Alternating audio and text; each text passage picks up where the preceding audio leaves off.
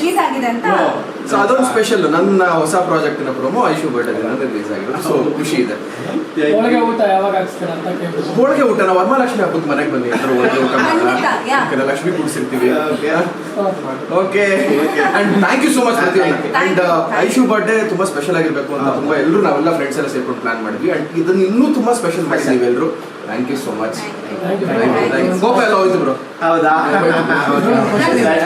Thank you. ಅದು Medley ಒಂದಷ್ಟು ಸಾಂಗ್ಗಳು.